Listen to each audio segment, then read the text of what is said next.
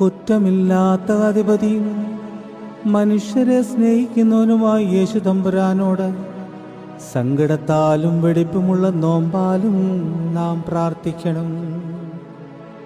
നോമ്പാലും നമസ്കാരത്താലും തന്നോടപേക്ഷിച്ച നിനുവായക്കാരോട് നിരപ്പായ പ്രകാരം നമ്മോട് നിരപ്പാകുവാൻ ന്യായമാകുന്നു.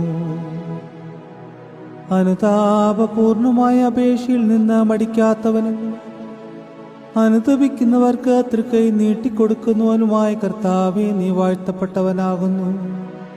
നീ കൃപ ചെയ്ത് ഞങ്ങളോട് കരുണ ചെയ്യണമേ.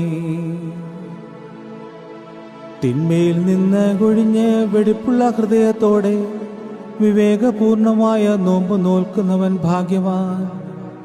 ഇവൻ സദാ രഹസ്യമായും പരസ്യമായും ദൈവത്തെ ശുശ്രൂഷിക്കുന്ന വിശുദ്ധാലയമായി തീർന്നിരിക്കുന്നു.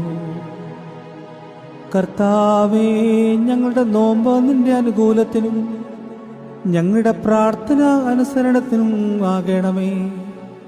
നിന്റെ മനോഗുണത്താൽ ഞങ്ങളോട് നിരപ്പായി കൃപയോടെ ഞങ്ങളോട് കരുണ ചെയ്യണമേ.